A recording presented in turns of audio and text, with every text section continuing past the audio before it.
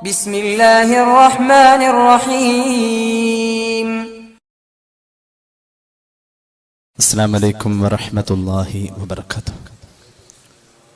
بسم الله والحمد لله والصلاة والسلام على أشرف رسول الله وعلى آله الفائزين برضا الله أما بعد. സ്നേഹാദരവുകൾ നിറഞ്ഞ സഹോദരങ്ങളെ, സത്യവിശ്വാസികളെ, അള്ളാഹു നമ്മുടെ ഈ സംഗമം സ്വീകരിക്കട്ടെ. നമ്മുടെ പാപങ്ങൾ അള്ളാഹു പുറത്തു തരട്ടെ. രോഗങ്ങൾ അള്ളാഹു ശിഫയാക്കട്ടെ. മരണപ്പെട്ടവരുടെ ഖബർ അള്ളാഹു സന്തോഷത്തിലാക്കട്ടെ. തെറ്റുകുറ്റങ്ങൾ അവർക്ക് നമുക്കും അള്ളാഹു നിരുപാധികം മാപ്പാക്കി തരട്ടെ. നമ്മുടെയും കുടുംബത്തിൻ്റെയും സൃഷ്ട ആയുസ് അള്ളാഹു പൊരുത്തപ്പെട്ട വഴിയിലായി ഇസ്സത്തോടെ സന്തോഷത്തോടെ ദീർഘമായി കഴിഞ്ഞ് ഈമാൻ സലാമത്തായി മരിക്കാനുള്ള മഹാഭാഗ്യം അള്ളാഹു നമുക്കെല്ലാവർക്കും നൽകട്ടെ. ദുൽഹജ്ജ മാസത്തിൻ്റെ ഏറ്റവും ശ്രേഷ്ഠത നിറഞ്ഞിരിക്കുന്ന സമയം നമ്മോട് യാത്ര പറയുമ്പോൾ മഹാന്മാരായ ഹാജിമാർ ഹജ്ജിൻ്റെ പ്രധാന അമലുകളിൽ നിന്നും വിരാമം കുറിക്കുമ്പോൾ ഈ ഒരു കാലയളവ്, ഹജ്ജ് കാലത്തിൻ്റെ കാലയളവ് നാം ഒന്ന് അവലോകനം ചെയ്യുന്ന വളരെ വ്യക്തമായ ഒരു സമയത്തിലാണ് നാം എവരും സന്നിഹിതരായിട്ടുള്ളത്. അതായത് സ്വന്തം ജീവിതത്തെ ഒന്ന് വിചാരണ ചെയ്യലാണ്. ഓരോ ഹജ്ജും ലോക മുസ്ലിമീങ്ങൾക്ക് തിരിച്ചറിവിൻ്റെ കാലമാണ് നൽകുന്നത്. റബ്ബിൻ്റെ ദിക്റിലേക്ക് പരിപൂർണമായി നമ്മെ കൂട്ടിക്കൊണ്ടുപോകുന്ന ഒരു കാലമാണ് ഹജ്ജ് കാലം എന്നത്. ഹജ്ജിന്റെ അമലുകൾ പുണ്യ ഹറമുകളിൽ നിർവഹിക്ക വഴി ഹാജിമാരും അവരെ അനുകരിച്ചും അനുധാവനം ചെയ്തും ഇബ്രാഹീമി സ്മരണയിലൂടെ ഉദ്ഹിയ കർമ്മങ്ങളിലും മറ്റും വ്യാപൃതരായി നാട്ടിൽ നമ്മളും പൊതുവെ ഹജ്ജിന്റെ കാലയളവിൽ അള്ളാഹുവിന്റെ തൃപ്തിയിലേക്കും ദിക്റുകളിലേക്കും ഒതുങ്ങിക്കൂടുന്നവരായി മാറുന്നുണ്ട്. ഒരുപാട് നന്മകൾ ആവാഹിച്ചെടുക്കാനുള്ള അവസരമായി ഹജ്ജിന്റെ കാലം വരികയാണ്. ഒരു റമദാന്റെ പ്രതീതി മിക്കവാറും ഉണ്ട്. റമദാനിന്റെ 30 ദിവസത്തിന്റെ പവിത്രതയെ മാനിച്ച് 30-ാം ദിവസം അല്ലെങ്കിൽ 30 ദിവസം പൂർണ്ണമായി 31-ന്റെ അന്ന് പെരുന്നാൾ ആഘോഷിക്കുന്ന പോലെ ഹജ്ജിന്റെ പ്രധാന അമലുകളും അതുപോലെ ഉദ്ഹിയ പോലെയുള്ള കർമ്മങ്ങളും ഒക്കെ ചെയ്ത് ദുൽഹജ്ജയുടെ ആദ്യത്തെ 10 ദിനരാത്രങ്ങളെ സമ്പൂർണമാക്കി 10-ന്റെ അന്ന് പെരുന്നാൾ കൂടുന്ന ആ ഒരു രീതി ഏതാണ്ട് ഒരു റമദാനിനോടുള്ള അനുകരണം പോലെ നമ്മൾ ഇതിലൂടെ പ്രാപ്തരാകുന്നുണ്ട്. ആ പ്രാപ്തി ത്യാഗത്തിന്റെ പ്രതീകമായ ഇബ്രാഹിം നബി അലൈഹിസ്സലാമും സമർപ്പണത്തിന്റെ സമവാക്യമായ ഇസ്മായിൽ നബി അലൈഹിസ്സലാത്തു വസ്സലാമും സ്നേഹത്തിന്റെ ഏറ്റവും വലിയ പറുദീസ തീർത്ത പ്രിയപ്പെട്ട മാതാവ് ഹാജർ റളിയല്ലാഹു അൻഹയും ഒക്കെയായി മാറുന്നുണ്ട്, അല്ലെങ്കിൽ മാറേണ്ടതുണ്ട്. ഈ പറയപ്പെട്ട 3 കാറ്റഗറിയിലേക്ക് ഒരു വ്യക്തി ജീവിതത്തെ എത്തിക്കാൻ കഴിയാത്തവൻ 4മതാകേണ്ടി വരുന്നത് പിശാചാണ്. യഥാർത്ഥത്തിൽ പറയപ്പെട്ട 3 വ്യക്തിത്വങ്ങളുടെ ജീവിതത്തിന്റെ അനുകരണങ്ങൾ ഹജ്ജിലും അല്ലാതെയുമായി നടക്കുന്ന കാലയളവിൽ അതിലൊന്നും പങ്കാളിത്തം കിട്ടാത്തവൻ പൈശാചിക വഴിയിലാവാൻ സാധ്യതയുണ്ട്. ഹജ്ജിന്റെ അവസാന കർമ്മം എന്ന് പറയുന്നത് കല്ലേറാണ്, പിശാചിനെ അകറ്റി നിർത്തലാണ്. ജീവിതത്തിൽ ആഖിറം നഷ്ടപ്പെടുത്താൻ സാധ്യതയുള്ള പലതിനെയും നമ്മൾ അടുപ്പിച്ചടുപ്പിച്ചു കൊണ്ടുവരുമ്പോൾ അതിനെ കല്ലെറിയാതെ അകറ്റണം എന്ന പൈശാചിക വിരോധത്തിന്റെ ഒരു രീതിയും ഹജ്ജിൽ അല്ലാത്തവരിലും ഇസ്ലാം ഉദ്ഘോഷിക്കുന്നുണ്ട്. ആ രീതിയിൽ ചിന്തിക്കുമ്പോൾ ആഖിറത്തെ നേടാൻ വേണ്ടിയുള്ള ശ്രമത്തിന്റെ വഴിയിൽ ത്യജിക്കേണ്ട പലതിനെയും കുറിച്ച് നാം ഒന്ന് ബോധവാന്മാരാവാൻ ഹജ്ജിന്റെ ഈ കാലയളവിൽ, അല്ലെങ്കിൽ ഹജ്ജിന്റെ പ്രധാന കർമ്മം തീർന്ന ഈ കാലയളവിൽ ഹജ്ജ് കാലത്തെ ഒന്ന് അവലോകനം ചെയ്യൽ നമുക്ക് നിർബന്ധമാണ്. ഏതൊരു അമല് ചെയ്യുമ്പോഴും ആ അമല് നമ്മുടെ മുന്നിൽ വിഭാവനം ചെയ്യുന്നത് ഇലാഹി സ്മരണയാണ്. ഇന്നനി അനല്ലാഹു ലാ ഇലാഹ ഇല്ലാ അന ഫഅബ്ദുനി നിസ്കാരത്തെ കുറിച്ച് പറഞ്ഞത് അള്ളാഹുവിനെ ഓർക്കാൻ വേണ്ടി എന്നാണ്. ഏത് അമലും റബ്ബിന്റെ സ്മരണ വിഭാവനം ചെയ്യുന്നു. അള്ളാഹുവിലുള്ള സ്മരണ തന്നെയാണ് ഹജ്ജും. പുണ്യ നബി സല്ലല്ലാഹു അലൈഹി വസല്ലം തങ്ങൾ പഠിപ്പിക്കുന്ന ഹദീസ് ഇമാം അബൂ ദാവൂദ്, അഹ്മദ് ഒക്കെ അവരുടെ പരിശുദ്ധമായ ഹദീസ് ഗ്രന്ഥങ്ങളിൽ ഉദ്ധരിക്കുന്നുണ്ട്. ഐഷ റളിയല്ലാഹു അൻഹ പറയുന്നുണ്ട്, ഖാല റസൂലുള്ളാഹി സ്വല്ലല്ലാഹു അലൈഹി വസല്ലം ഇന്നമാ ജുഇല തവാഫു ബിൽ ബൈത്തി വ ബൈന സഫാ വൽ മർവ വ റമിയുൽ ജിമാൻ ലിഇഖാമത്തി ദിക്രില്ലാഹ്.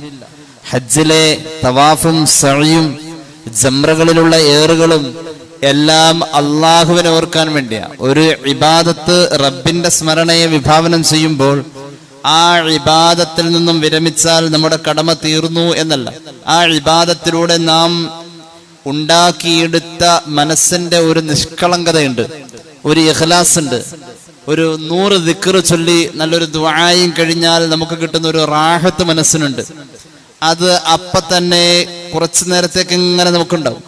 അത് കഴിഞ്ഞാൽ പിന്നെ അങ്ങനെ നഷ്ടപ്പെടും. അങ്ങനെ നഷ്ടപ്പെടാതെ ആ നേരത്തെ മനസ്സൊന്ന് പതഞ്ഞു പൊങ്ങിയ ഒരു ഈമാന്റെ വെളിച്ചമുണ്ട്, മനസ്സൊന്ന് കുളിർമ കൊണ്ട ഒരു വല്ലാത്ത അനുഭൂതി ഹൃദയത്തിനുണ്ട്. ഈ കാലയളവിൽ അത് എമ്പാട് നമുക്കുണ്ടാക്കാൻ പറ്റിയിട്ടുണ്ട്. അത് ഹജ്ജിന്റെ ഓർമ്മകളിൽ, അതുപോലെ അറഫയുടെ നോമ്പിൽ, ദുൽഹിജ്ജയുടെ പവിത്രമായ ദിനരാത്രങ്ങളിൽ, ഉദ്ഹിയ്യയിൽ, പെരുന്നാൾ നിസ്കാരത്തിലൊക്കെ നമുക്ക് അങ്ങനെ ഒരു ആത്മീയ അനുഭൂതി ഉണ്ടായിട്ടുണ്ട്.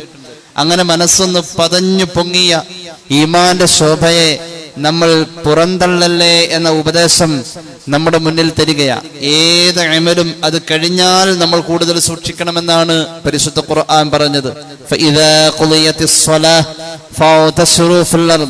ജുമുഅ നിസ്കാരത്തെ കുറിച്ച് പറഞ്ഞത്, ജുമുഅ നിസ്കാരത്തിലൂടെ കിട്ടുന്ന ആത്മീയ നിർവൃതി. നിസ്കാരാനന്തരം ഭൂമിയിൽ നിങ്ങൾ വ്യാപിക്കുന്ന നേരത്ത് എന്നാ പറഞ്ഞത്. അള്ളാഹുവിനെ കുറിച്ചുള്ള ഓർമ്മയും ഭയപ്പാടും കൂടുതലാക്കാനാണ് ജുമുഅയ്ക്ക് ശേഷം ശ്രമിക്കേണ്ടത് എന്ന് പരിശുദ്ധമായ ഖുർആൻ. അതുപോലെ തന്നെ കൃത്യമായി തന്നെ പറഞ്ഞു, ഹജ്ജിന്റെ അമലിൽ പ്രത്യേകം പറഞ്ഞിട്ടുണ്ട്, ഫഇദാ ഖളൈതും മനാസികകും ഫദ്കുറുല്ലാഹ കദിക്രികും ആബാഅകും ഔ അസദ്ദ ദിക്റാ. ഹജ്ജിന്റെ അമല് ചെയ്തവരോടുള്ള ഉപദേശം എങ്ങനെയാ? ഹജ്ജ് കഴിഞ്ഞിട്ട് പിന്നെ നിങ്ങൾ അള്ളാഹുവിനെ ഓർക്കേണ്ടത് നിങ്ങളുടെ കുടുംബത്തിലെ ഏറ്റവും ആദരണീയനായ പിതാവിനെ ഓർക്കുന്ന പോലെ അല്ല. ആ ഒരു പോലെ പോലും ഇപ്പോൾ നമുക്കില്ല എന്നുള്ളതാണ്. ഹജ്ജ് കഴിഞ്ഞാൽ കിട്ടുന്ന ആത്മനിർവൃതിയിൽ ഇനി കുടുംബത്തിലെത്തിയാൽ വാപ്പയെ കാണാ, ഏറ്റവും ബഹുമാനിക്കുന്ന സ്നേഹിക്കുന്ന പിതാവിനെ, പ്രിയപ്പെട്ടവരെ കാണാ, അവരെ കുറിച്ചുള്ള ഓർമ്മകൾ ആ ഓർമ്മ പോലെ അല്ല. അതിനേക്കാളൊക്കെ ആ ഓർമ്മയെയും മറികടക്കുന്ന ഒരു ഓർമ്മ, എന്റെ റബ്ബ് എന്ന ഓർമ്മ ഉണ്ടാവണം എന്നതാണ് ഹജ്ജിന്റെ ആത്മാവ് എന്ന് പരിശുദ്ധ ഖുർആൻ. അത് ഹജ്ജിന് മാത്രമല്ല, നിസ്കാരത്തിലുണ്ട്. നിസ്കാരാനന്തരം ഏത് കർമ്മങ്ങളിലും ഒരു ആത്മീയമായ ഉള്ളിന്റെ ഉള്ളിൽ വരുന്ന ഒരു ആവേശമുണ്ട്. അത് കെട്ടുപോകാതെ സൂക്ഷിക്കണമെന്ന് പരിശുദ്ധ ഖുർആൻ. എങ്ങനെ അത് നഷ്ടപ്പെട്ടു പോകാം? പൈശാചിക വഴികളിൽ. ഞാൻ ഈ ചെയ്യാൻ പോകുന്ന കാര്യം അള്ളാഹ്ക്ക് ഇഷ്ടപ്പെട്ടതാണോ അല്ലയോ എന്ന ഒരു വിലയിരുത്തൽ ഏതൊരു പ്രവർത്തനത്തിന്റെ മുന്നിലും ഉണ്ടാവൽ, അത് അള്ളാഹുവിന്റെ ദിക്റാണ്. ദിക്ർ എന്നത് വാചകങ്ങളിലല്ല, ദിക്ർ ചിന്തയിലാണ്, പ്രവർത്തനങ്ങൾ ദിക്റാണ്.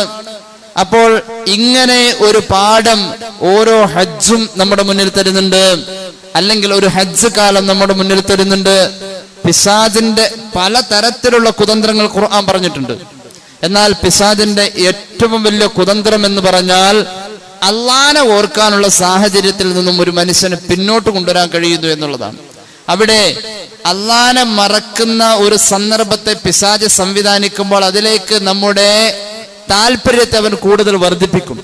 പിശാചിനെ സംബന്ധിച്ചിടത്തോളം മനുഷ്യ താല്പര്യങ്ങളിൽ ശാസ്ത്രീയമായി ഇടപെടാൻ കഴിയുന്നു എന്നാണ് പരിശുദ്ധ റസൂൽ സല്ലല്ലാഹു അലൈഹി വസല്ലം പഠിപ്പിച്ചത്. മനുഷ്യന്റെ താല്പര്യം എവിടെയാണ്? അവന്റെ രക്തസഞ്ചാരത്തിലാണ്. ഇന്ന ശൈത്വാന യജ്രി മിൻ അഹദികും മജറദ്ദം എന്ന് പുണ്യ നബി സല്ലല്ലാഹു അലൈഹി മുഹമ്മദ് സല്ലല്ലാഹു അലൈഹി വസല്ലം. നിങ്ങളിൽ ഓരോരുത്തരും പിശാചിനോട് എത്രമാത്രം ബന്ധപ്പെട്ട് നിൽക്കുന്നു. നിങ്ങളിൽ ഓരോരുത്തരുടെയും രക്തത്തിലൂടെയാണ് പിശാച് സഞ്ചരിക്കുന്നത്. രക്തം പ്രേരണയാണ്, രക്തം പ്രചോദനമാണ്. ഒരു മനുഷ്യൻ മദ്യപാനിയാണ്, മദ്യപാനത്തിൽ അവൻ അടിമപ്പെട്ടിരിക്കുകയാണ്. അവന് കൃത്യം 4 മണിയാവുമ്പോൾ എന്നും മദ്യപിക്കുന്നു. എന്നാൽ ഒരു ദിവസം അന്ന് മദ്യമില്ലാത്ത 4 മണി എത്തിയാലും അവൻ മദ്യപിച്ചേ പറ്റൂ എന്ന രീതിയിൽ ലഹരി അവനെ കീഴടക്ക. എന്തുകൊണ്ട്? ആ ശരീരത്തിൽ ബ്ലഡിൽ മീഥൈൻ ആൽക്കഹോൾ നിറഞ്ഞിരിക്കുക. ബ്ലഡാണ് ആ പ്രേരണ കൊടുക്കുന്നത്. എങ്കിൽ മനുഷ്യനെ വഴിപിഴപ്പിക്കാനുള്ള പ്രേരണയും പ്രചോദനവും ആവേശവും നൽകാൻ രക്തത്തിലൂടെ പിശാച് സഞ്ചരിക്കുമെന്ന് പുണ്യനബി സല്ലല്ലാഹു അലാ മുഹമ്മദ് സല്ലല്ലാഹു അലൈഹി വസല്ലം. പിശാച് മനുഷ്യനെ വഴിപിഴപ്പിക്കാൻ വേണ്ടി ശ്രമിച്ചതിൽ അവൻ ഏറ്റവും കൂടുതൽ വിജയം കണ്ടിട്ടുള്ളത് അള്ളാനെ ഓർക്കുന്ന സന്ദർഭത്തിൽ നിന്ന് ആദ്യം അങ്ങോട്ട് മാറ്റി നിർത്തലാണ്. അങ്ങനെ ഒരു സന്ദർഭം വന്നു കഴിഞ്ഞാൽ ആ മനുഷ്യൻ പിന്നെ തെറ്റാണോ ശരിയാണോ എന്ന് വിവേകിക്കില്ല. അവൻ നേരെ ഒരു സാധാരണ പ്രവൃത്തി പോലെ, എന്നാൽ ആസ്വാദനത്തോടുകൂടെ തെറ്റിലേക്ക് ഇഴകും എന്നുള്ളതാണ് ഇതിന്റെ ആത്മീയ വശമെന്ന് മഹാന്മാരായ പണ്ഡിതന്മാർ പഠിപ്പിക്കുകയാണ്. ഖുർആൻ പറഞ്ഞത് അങ്ങനെയാണ്. നമ്മുടെ താല്പര്യങ്ങൾ, നമ്മുടെ സന്തോഷങ്ങൾ പലപ്പോഴും അള്ളാനെ ഓർക്കുന്നതിൽ നിന്നും നമ്മെ പുറകോട്ട് വലിക്കുന്നുണ്ട്. സൗകര്യങ്ങൾക്ക് വേണ്ടി തോന്നിവാസം കാണിക്കുന്നവരുണ്ട്. എന്നിട്ടോ അത് മക്കളുടെ താല്പര്യം എന്ന് പറയാറുണ്ട്, അല്ലെങ്കിൽ കുട്ടികൾക്ക് വേണ്ടി എന്ന് പറയാറുണ്ട്. അങ്ങനെ ഉണ്ടല്ലോ. അഊദു ബില്ലാഹി മിനശ് ശൈത്വാനിർ റജീം. ബിസ്മില്ലാഹിർ റഹ്മാനിർ റഹീം.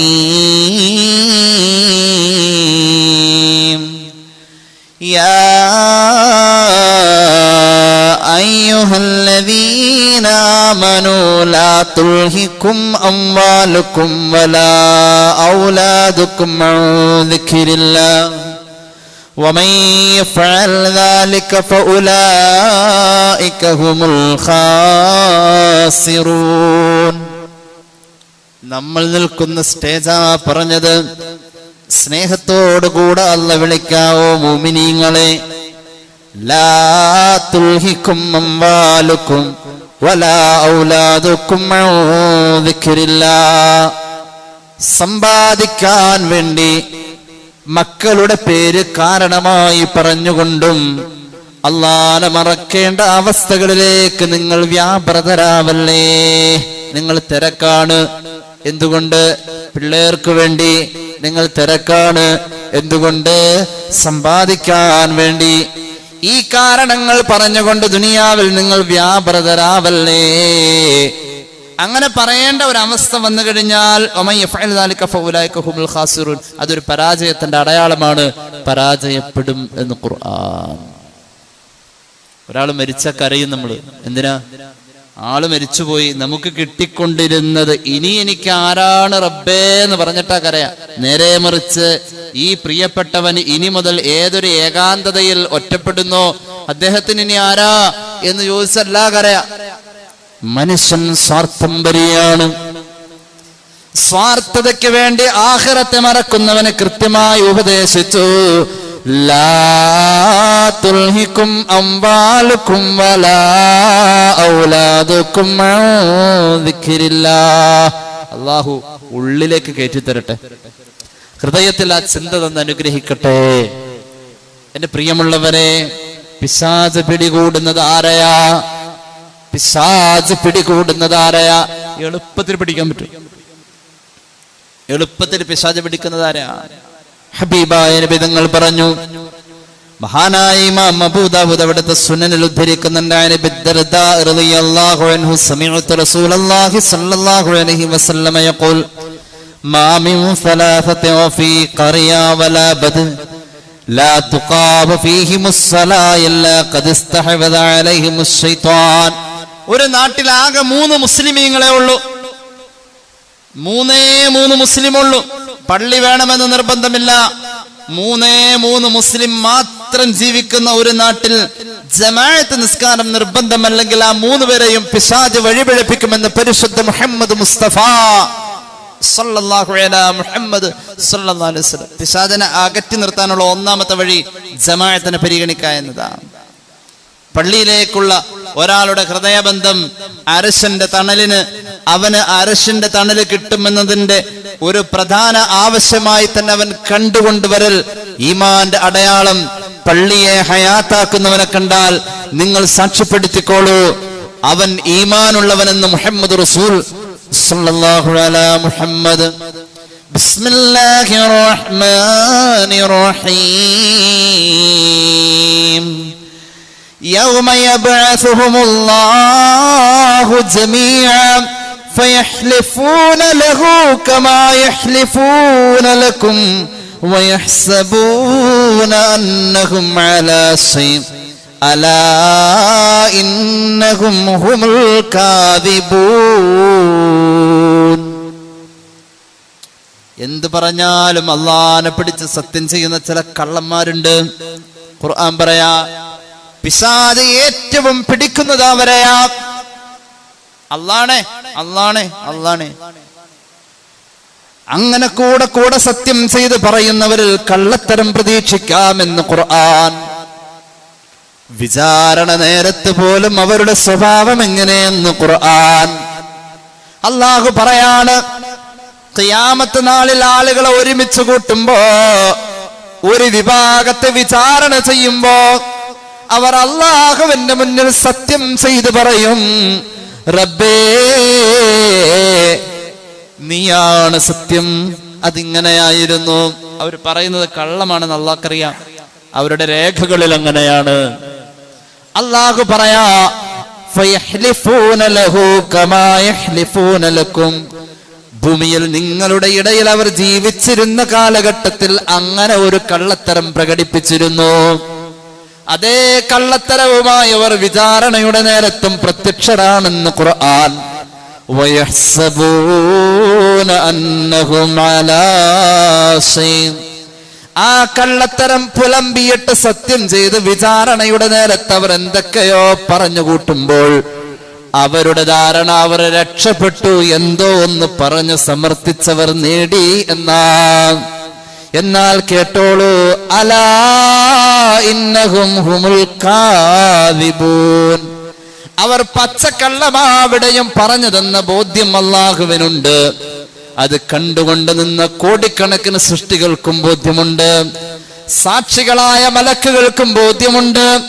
അവരുടെ രേഖകളിലും അവർ കള്ളമാണ് പറഞ്ഞത് എന്നുമുണ്ട്. എന്തുകൊണ്ടങ്ങനെ സംഭവിക്കുന്നു? ഇസ്തഹവദ അലൈഹിമുശ് ശൈത്വാൻ. ഭൂമിയിൽ അവരെ പിശാച് പിടികൂടിയതാ.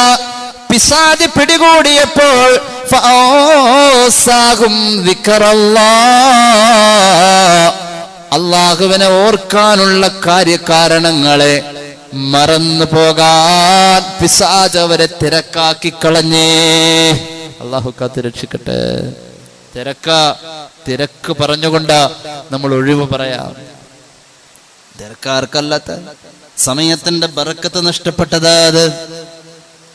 എന്റെ പ്രിയമുള്ളവരെ, ആയിരക്കണക്കിന് ആളുകൾക്ക് ദിനംപ്രതി വഅ്ള് പറഞ്ഞു കൊടുക്കുമ്പോഴും നൂറുകണക്കിന് വിദ്യാർത്ഥികൾക്ക് ദിനംപ്രതി സമയബന്ധിതമായി ദർസ് നടത്തുമ്പോഴും ഒരു വലിയ പ്രവശയുടെ കാളിയാരായി നിൽക്കുമ്പോഴും അല്ലാഹുവിന്റെ ഖുർആനും ഹബീബിന്റെ ഹദീസും ഇജ്തിഹാദ് ചെയ്യുമ്പോഴും അല്ലാഹുവിലേക്ക് സമർപ്പണം നടത്തുമ്പോഴും പാതിരാവ് മുഴുവനും നിസ്കരിച്ച് ഹയാത്താക്കുമ്പോഴും ഒരു ദിവസം പകലൊരു ഖത്തമും രാത്രി ഒരു ഖത്തമും ഓതി തീർക്കുമ്പോഴും ഇമാം ശാഫിഈ റളിയല്ലാഹു അൻഹു ജീവിച്ചത് 24 മണിക്കൂർ എന്ന ഒരു ദിവസം കൊണ്ടാണ്.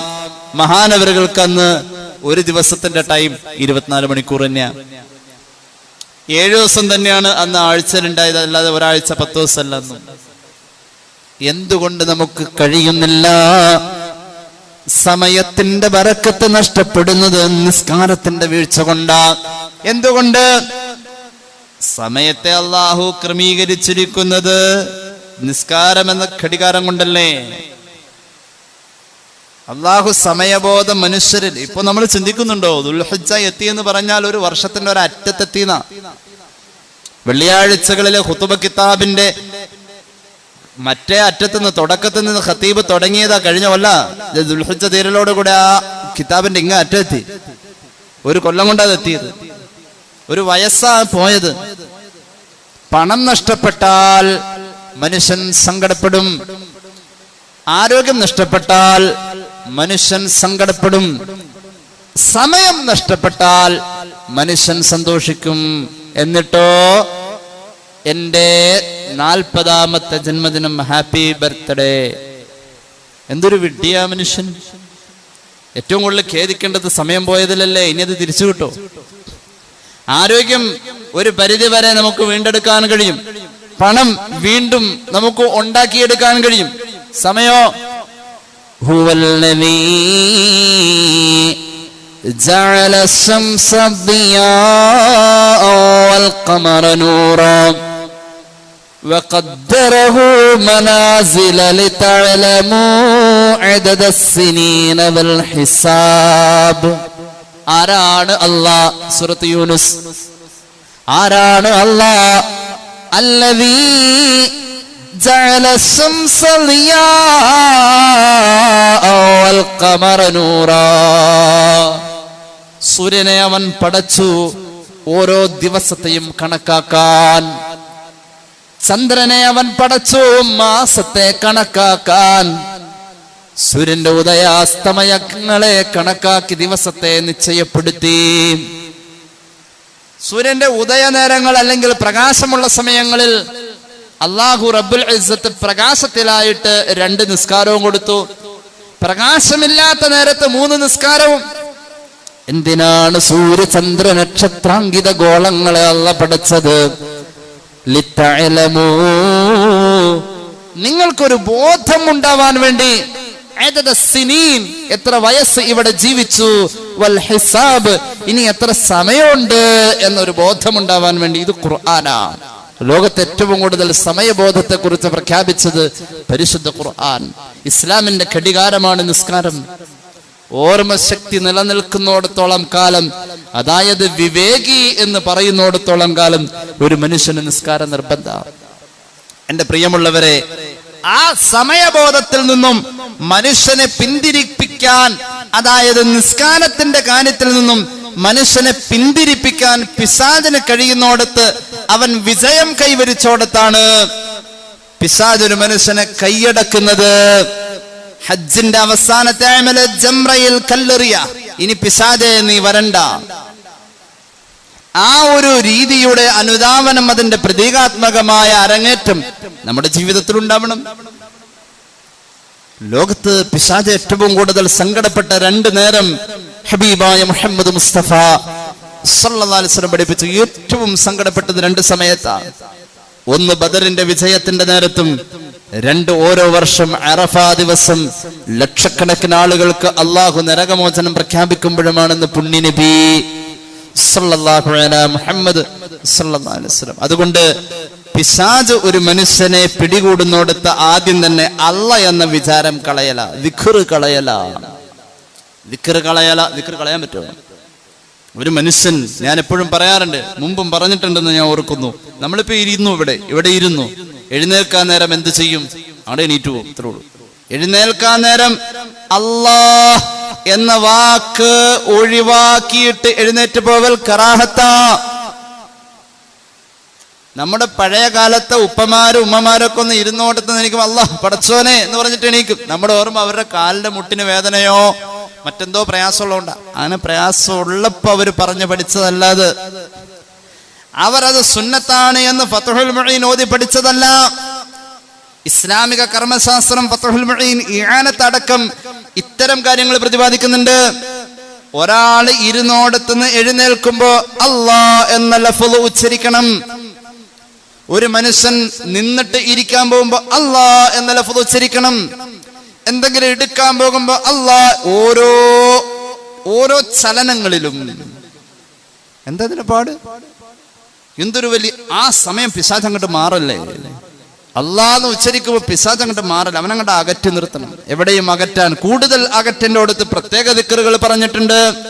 ബിസ്മില്ലാഹി അല്ലാഹുമ്മ ഇന്നി അഊദു ബിക മിനൽ ഖുബുസി വൽ ഖബായിസ്.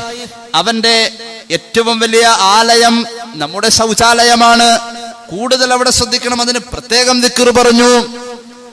മലമൂത്ര വിസർജനത്തിന് മുമ്പ് പിശാച് ഏറ്റവും കൂടുതൽ പങ്കാളിത്തം അറിയിക്കാൻ വരുന്ന മറ്റൊരു രംഗം ഭാര്യ-ഭർത്തൃ ബന്ധത്തിന്റെ ശാരീരിക വീഴ്ചയുടെ നേരമാണ്. ഭാര്യയും ഭർത്താവും ബന്ധപ്പെടുന്ന നേരത്ത് ദിക്ർ ചൊല്ലണമെന്ന് പറഞ്ഞു. ഒരു മനുഷ്യനെ വസ്വാസാക്കാനും ധാരാളം വെള്ളം കളയാനും പിശാച് ഏറ്റവും കൂടുതൽ രംഗത്ത് വരുന്നത് ഒതുകൊടുക്കുമ്പോഴാണ്. ആ സമയത്ത് അവനെ അകറ്റി നിർത്താൻ വേണ്ടിയിട്ട് ദിക്റുകൾ പ്രത്യേകം പറഞ്ഞു. ഒറ്റ വാക്കിൽ പറഞ്ഞാൽ പിശാചിനെ അകറ്റി നിർത്താൻ നമുക്ക് സാധിക്കണം. അതിന് ദിക്റുകൾ കൊണ്ടേ സാധിക്കൂ. ദിക്റുകൾ കൊണ്ടേ സാധിക്കൂ. ഏറ്റവും വലിയ ദിക്ർ ഏതാണെന്നറിയുമോ? മഹാനായ ഫുളൈൽ ഇബ്നു ഇയാദ് റളിയല്ലാഹു അൻഹു വലിയ മഹാനല്ലേ. ഇമാമുന ശാഫിഈ റളിയല്ലാഹു അൻഹുവിനെ പോലെയുള്ളവർ പോലും വല്ലാതെ ബഹുമാനിച്ചുകൊണ്ട് ആ സിൽസിലയിൽ ചേരാൻ ശ്രമിച്ചതല്ലേ. ഫുളൈൽ ഇബ്നു ഇയാദ് റളിയല്ലാഹു അൻഹു മഹാനായ ഇബ്നു മുബാറക് തങ്ങൾ പറയാ, മാ ബഖിയ അലാ ലഹ്റിൽ അർളി ഇൻദി അഫ്ളല മിൻ ഫുളൈൽ ഇബ്നു ഇയാദ്. ഈ ഭൂമിയിൽ ഞാൻ എന്റെ കണ്ണുകൊണ്ട് കണ്ട ഏറ്റവും വലിയ മഹാൻ, അല്ലെങ്കിൽ ഞാൻ അറിഞ്ഞതിൽ വെച്ച് ഏറ്റവും സൂക്ഷ്മതശാലിയായ ഒരു പണ്ഡിതൻ മഹാനായ ഫുളൈൽ ഇബ്നു ഇയാദാണെന്ന് ഇബ്നു മുബാറക് തങ്ങൾ പോലും പറയും വിധം ഒരുപാട് പണ്ഡിതന്മാർക്ക് ഇമാമുന ശാഫിഈ റളിയല്ലാഹു അൻഹു, അബ്ദുല്ലാഹ് ഇബ്നു മുബാറക് റളിയല്ലാഹു അൻഹു, ഇമാം സൗരി ഇബ്നു ഉമയ്യ റളിയല്ലാഹു അൻഹു, ബിശ്റുൽ ഹാഫി റളിയല്ലാഹു അൻഹു തുടങ്ങുന്ന താബിഈങ്ങളും താബിഈങ്ങളുമെല്ലാം ഏറെ ബഹുമാനിച്ചിരുന്ന ഫുളൈൽ ഇബ്നു ഇയാദ് ഉണ്ടല്ലോ, ഒരു പെണ്ണുമായി പ്രണയബന്ധത്തിലായിരുന്നു. ആദ്യകാലം അങ്ങനെയാണ്. മനുഷ്യന്റെ മനസ്സിന്റെ അകത്തേക്ക് വരുന്ന ഒരു തൗബ എവിടം വരെ അവനെ സംസ്കരിക്കുമെന്നറിയുമോ? ഒരിക്കൽ അവളെ തേടിപ്പോയി, വീടിന്റെ വാതിൽക്കൽ മുട്ടി, വാതിൽ തുറക്കുന്നില്ല. അങ്ങനെയിരിക്കെ വീടിന്റെ ഉത്തരത്തിന്റെ മുകളിൽ കയറി ഓട് പൊളിച്ച് അവളെ വിളിക്കാൻ ശ്രമിച്ചു. ആ സമയം ആ വീടിന്റെ അകത്ത് നിന്നും ഒരു ഖുർആൻ പാരായണം കേട്ടു. പരിശുദ്ധ ഖുർആനിന്റെ സൂറത്ത് ഹദീദിന്റെ 16-ാമത്തെ ആയത്ത്, അലം യഅനി ലില്ലദീന ആമനൂ ഔ തഖ്ശഅ ഖുലൂബുഹും ലിദിക്രില്ലാഹ്. അല്ലാഹുവിന്റെ ദിക്റിലേക്ക് ഇനിയും മനസ്സിനെ തയ്യാറാക്കാത്തവരെ, നിങ്ങൾക്ക് ഇനിയും സമയമായില്ലേ? എപ്പോഴാ മരിക്കാന്ന് പറയാൻ പറ്റൂല. എപ്പോഴാ മരിക്കാം പറയാൻ പറ്റൂല. സമയായില്ലേ എന്നൊരു ചോദ്യം ചോദിച്ച ആ ആയത്ത് കേട്ട ഉടനെ മഹാൻ അറിയാതെ പറഞ്ഞു, സമയായി, എനിക്ക് സമയായി. താഴെ ഇറങ്ങി. പിന്നെ ആധ്യാത്മിക ചിന്തയിലേക്ക് കയറി. അല്ല എന്ന വിചാരത്തിൽ ലയിച്ചു. ദിക്റുകൾ കൊണ്ട് പിശാചിനെ അകറ്റാം. പിശാചിനെ കല്ലെറിഞ്ഞോടിച്ച ആളാണ് സയ്യിദുന ഇബ്രാഹിം. പിശാചിനെ അകറ്റി നിർത്തിയ ആളാ സയ്യിദുന ഇബ്രാഹിം. ഇബ്രാഹിം നബി അലൈഹിസ്സലാം പരിശുദ്ധ മിഅ്റാജിൽ മുഹമ്മദ് റസൂൽ സല്ലല്ലാഹു അലൈഹി വസല്ലം തങ്ങളെ കെട്ടിപ്പിടിച്ചിട്ട് പറഞ്ഞു കൊടുത്ത 4 ദിക്റുണ്ട്. പിശാചിന് ഏറ്റവും വെറുപ്പ്, പിശാചിനെ ഏറ്റവും കൂടുതൽ ദേഷ്യവും സങ്കടവും നിരാശയും അനുഭവപ്പെടുന്നത് ഈ 4 ദിക്റ് ചൊല്ലുമ്പോഴാ. അതിൽ ഒരു ദിക്റ് പിശാചിന്റെ ജീവിതത്തിൽ ഒരിക്കലും അവൻ ചൊല്ലിയിട്ടില്ല. 80,000 കൊല്ലം അള്ളാഹുവിനെ ഇബാദത്ത് ചെയ്ത കാലമുണ്ടായിട്ടുണ്ടവന്. ഒരിക്കലും ഇബ്ലീസ് ആ 80,000 കൊല്ലത്തിൽ ഒരിക്കലും ചൊല്ലാത്ത ആ ദിക്റാണ് അൽഹംദുലില്ലാഹ്. പിശാചിന് ഏറ്റവും വേദനയുള്ള ദിക്റാണ് ലാ ഇലാഹ ഇല്ലല്ലാഹ്. 4 ദിക്റുകൾ കൊണ്ട് പിശാചിനെ അകറ്റി നിർത്താൻ പറ്റും. സുബ്ഹാനല്ലാഹി വൽഹംദുലില്ലാഹി വലാ ഇലാഹ ഇല്ലല്ലാഹു വല്ലാഹു അക്ബർ. ദിക്റുകൾ കൊണ്ട് ഖൽബ് കഴുകാൻ, ഹജ്ജിന്റെ കാലയളവിൽ നമ്മുടെ ജീവിതത്തെ ഒന്ന് അവലോകനം ചെയ്യാൻ സർവശക്തി നമുക്ക് തൗഫീഖ് നൽകട്ടെ എന്ന ഉപദേശം നിങ്ങളുടെ മുന്നിൽ വെച്ചുകൊണ്ട് തൽക്കാലം എന്റെ വാക്കുകൾ നിർത്തുന്നു. സല്ലല്ലാഹു അലാ മുഹമ്മദ് സല്ലല്ലാഹു അലാ മുഹമ്മദ് اللهم صل على محمد الحمد لله رب العالمين اللهم صل على سيدنا محمد وعلى آل سيدنا ومولانا محمد. അല്ലാഹുവേ, നീ സ്വീകരിക്കണേ തമ്പുരാനെ, പാപങ്ങൾ പൊറുക്കണേ അല്ലാ, രോഗങ്ങൾ ശിഫയാക്കണേ അല്ലാ. ഒരുപാട് പേര് ദുആ ചെയ്യാൻ പറഞ്ഞിട്ടുണ്ട്, അവരുടെ ആവശ്യങ്ങൾ നിറവേറ്റണേ അല്ലാ. അല്ലാഹുവേ, ഞങ്ങളുടെ മഹാന്മാരായ ഹാജിമാരുടെ ഈ വർഷത്തെ ഹജ്ജും അമലുകളും ദുആകളും നീ ഖബൂലാക്കണേ അല്ലാ. അല്ലാഹുവേ റബ്ബേ, വൈകാതെ അവിടേക്ക് എത്താൻ ഞങ്ങൾക്കും നീ ഭാഗ്യം നൽകണേ അല്ലാ. ഹലാലായ മുറാദുകൾ ഹാസിലാകാൻ പലരും ദുആ ചെയ്യാൻ ഏൽപ്പിച്ചു, തൗഫീഖ് നൽകണേ അല്ലാ. കിട്ടാനുള്ള പണം കിട്ടാൻ വേണ്ടി പ്രത്യേകം ദുആ ചെയ്യണേ എന്നൊരു സഹോദരൻ പറഞ്ഞേൽപ്പിച്ചു. റബ്ബേ, നീ എളുപ്പമാക്കണേ അല്ലാ. അല്ലാഹുവേ, സാമ്പത്തിക ബാധ്യതയുള്ളവർ ദുആ ചെയ്യാൻ ഏൽപ്പിച്ചു, കടബാധ്യതകൾ നീ വീട്ടണേ അല്ലാ. വീട് പണിയുമായി ബന്ധപ്പെട്ടവർക്ക് എളുപ്പമാക്ക് അല്ലാ. വിവാഹപ്രായമായ മക്കൾക്ക് അനുയോജ്യമായ ബന്ധങ്ങളെ നീ അടുപ്പിക്കണേ അല്ലാ. പരീക്ഷയിൽ ഉന്നത വിജയത്തിന് വേണ്ടി ദുആ ചെയ്യാൻ ഏൽപ്പിച്ചു. ഞങ്ങളുടെ മക്കളുടെ എല്ലാവരുടെയും പരീക്ഷകൾ നീ ഖൈറിലും റാഹത്തിലുമാക്കണേ അല്ലാ. നാളെ ഓപ്പറേഷന് വിധേയനാകുന്ന സഹോദരന് വേണ്ടി അള്ളാഹുവേ ആ ഓപ്പറേഷൻ വിജയിപ്പിക്കണേ അല്ലാ. ആ ചികിത്സ ബറക്കത്തിലാക്കണേ അല്ലാ. അള്ളാഹുവേ റബ്ബേ ഞങ്ങളുടെ ആഖിബത്ത് നന്നാക്കുക അല്ലാ. മരണപ്പെട്ടവർ, ഈ പള്ളിയുടെ ചുറ്റും അന്ത്യവിശ്രമം കൊള്ളുന്നവർ എല്ലാവരുടെയും ഖബർ നീ സന്തോഷത്തിലാക്കണേ അല്ലാ. തെറ്റുകുറ്റങ്ങൾ അവർക്കും ഞങ്ങൾക്കും നീ മാപ്പാക്കണേ അല്ലാ. അല്ലാഹുവേ റബ്ബേ ലോകത്ത് വേദനകൾ അനുഭവിക്കുന്ന മനുഷ്യർക്ക് നീ സമാധാനം നൽകണേ അല്ലാ.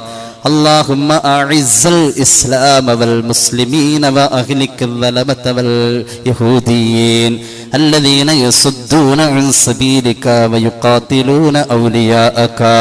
اللهم فرق جمعهم، اللهم شتت شملهم، اللهم زلزل أقدامهم، اللهم انصر المؤمنين في فلسطين.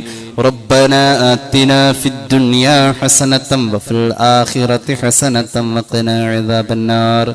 آمين برحمتك يا أرحم الراحمين. السلام عليكم ورحمة الله وبركاته.